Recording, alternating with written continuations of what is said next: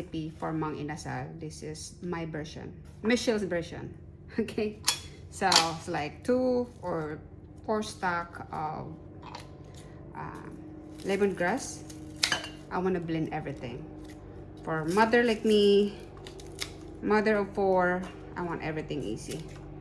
So put in a blender. If you have a blender, I have this type of thing with blades.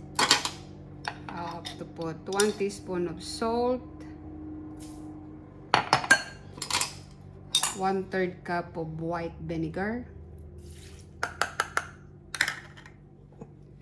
and 1/3 cup of tuyo mansi dato puti Filipino soy sauce. Filipino soy sauce. I like Filipino soy sauce. And I like to add patis. It's a fish sauce.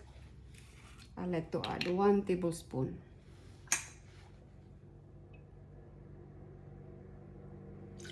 Yeah. You don't have to put fish sauce if you don't like the smell of it. And then 1/3 cup of brown cane sugar. Organic. I like everything organic if I could. And then this is 12 cloves of garlic. You don't have to remove the skin. I just put everything inside. And then it's about 2 tablespoons of grated, well, need to be grated. Oh my god, ginger. Put everything inside. And then I mix the 1 tablespoon of lime juice and 2 tablespoons to 3 tablespoons of lemon juice, fresh squeeze. Put everything there. And then I'll put avocado oil, about 2 tablespoons of avocado oil. There you go. And then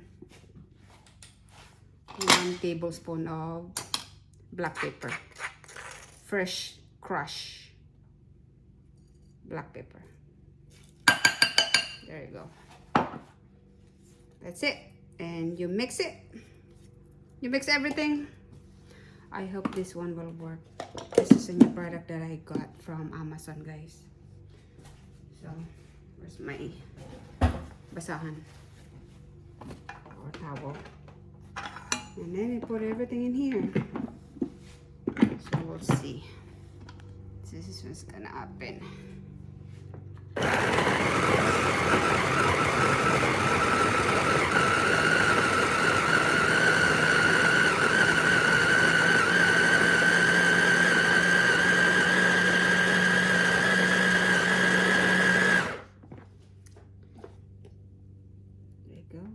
One more. You can add chili if you like spicy to your sauce.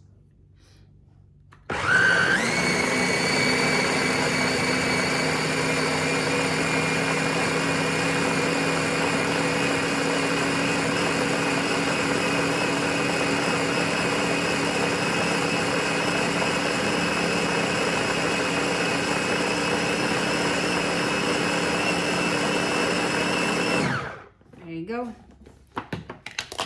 This is what it's going to look like. It doesn't look good right now, but once you marinate this with the meat, it will taste really, really yummy. So now I have to cut my chicken. I bought the whole chicken. Mom, are you taking a